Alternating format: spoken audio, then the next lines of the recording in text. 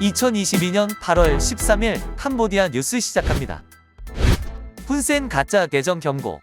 훈센 총리는 시민들에게 자신의 이름으로 만들어진 가짜 텔레그램 계정을 거부하라고 경고했습니다. 훈센은 훈센24라는 계정과 나는 캄보디아 장관이 된 것이 자랑스럽습니다. 우리는 사랑할 것입니다. 라는 메시지가 있는 가짜 계정이 발견 후 경고했습니다. 훈센은 페이스북을 통해 누군가 해킹당해 나와 아내의 사진을 찍고 훈센24라는 이름을 연결해 내 정보를 위조하고 있다 고 경고했다. 이 사기꾼에 속지 않도록 조심하십시오. 내 이름을 위조하는 사람들은 즉시 계정을 삭제하고 그렇지 않으면 그들이 법에 따라 책임을 지게 될 것입니다.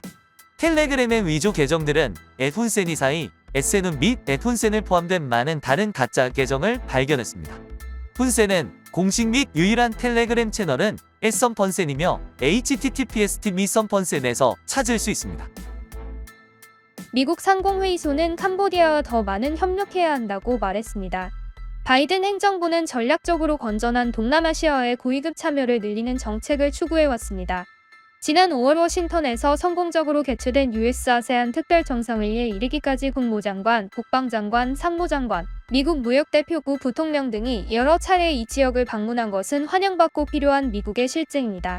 캄보디아에 대한 행정부의 초점은 워싱턴의 인도-태평양 전략의 핵심인 아세안 중심성에 대한 수사학적 지지와 일치했습니다. 지난주 낸시 펠로시 의장의 대만 방문에 대한 중국의 강력한 대응은 동남아시아 및 더 넓은 지역에서 강력한 미국 관계의 중요성을 강조하는 데 도움이 되었습니다.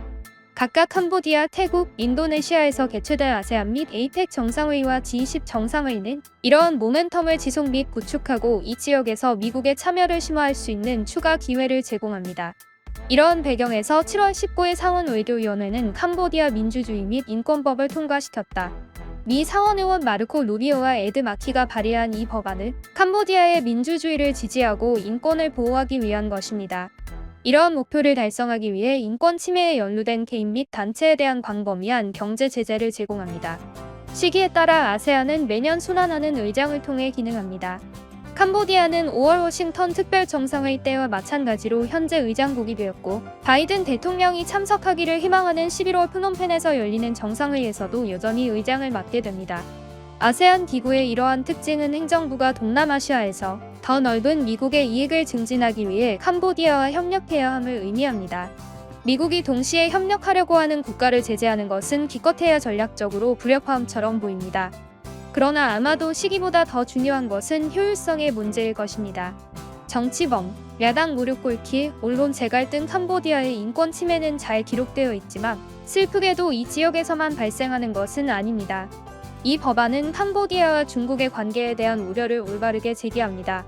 대통령이 1대1로 이니셔티브를 포함하여 캄보디아 내에서 중국 정부와 군대의 활동에 대해 의회에 보고할 것을 요구합니다.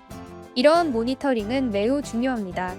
불행히도 캄보디아를 제재하면 실제로 모니터링해야 할 중국의 활동이 훨씬 더 많아질 것입니다.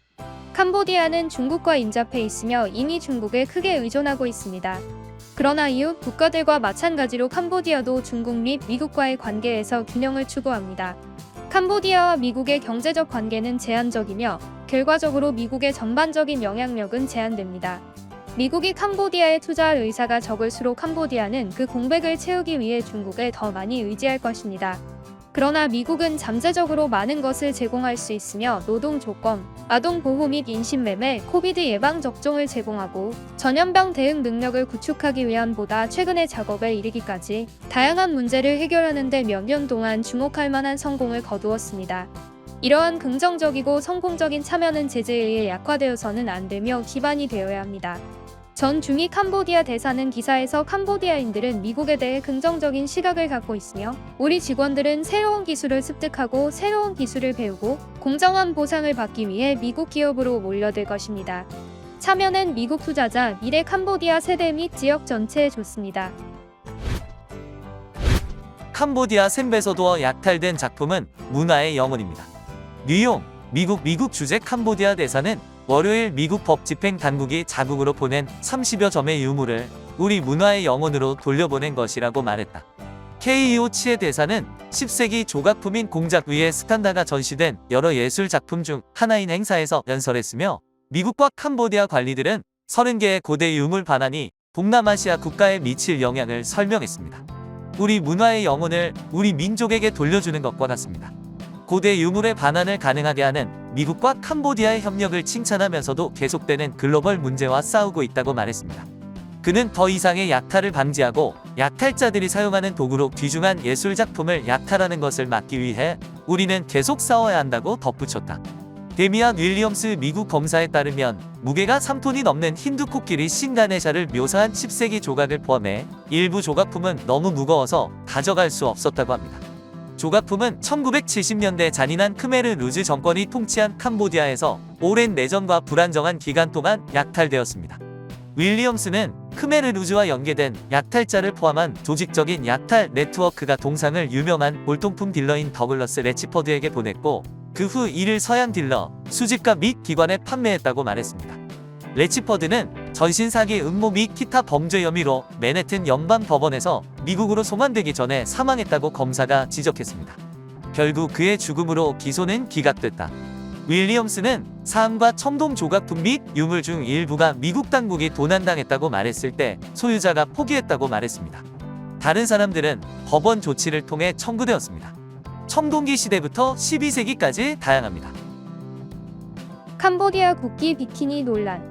캄보디아의 소셜미디어 평론가들은 캄보디아 국기가 그려진 비키니를 판매하는 것으로 보이는 웹사이트에 대해 강력하게 반발했습니다. 패션 웹사이트 애쉬에서 판매되는 공개된 아이템 목록은 비키니를 모델로 한 다양한 도발적인 포즈의 모델을 보여줍니다. 이는 캄보디아의 국가적 상징이며 보물 아이콘인 앙코르와트는 고결성, 정의, 유산을 상징합니다. 이 캄보디아 비키니 세트와 사랑에 빠지기가 너무 쉽습니다. 탈착 시 패드와 이중 레이어로 수영장이나 해변에서 하루 종일 편안하게 착용할 수 있습니다. 분노한 소셜미디어 평론가들은 무례한 항목에 대해 웹사이트에서 판매를 위해 제거할 것을 요구하고 캄보디아에 대한 중대한 모욕이라고 묘사했습니다. 다른 평론가들은 웹사이트 삭제를 요구했습니다. 이제 관련 부처가 캄보디아 국기와 국가 상징의 부적절한 사용으로 보이는 조치를 모색하는 데 개입할 것으로 예상됩니다. 캄보디아 뉴스TV는 시청자분들의 문의나 제보를 기다리고 있습니다. 또한 기사에 정정 내용이 있으면 수정하겠습니다.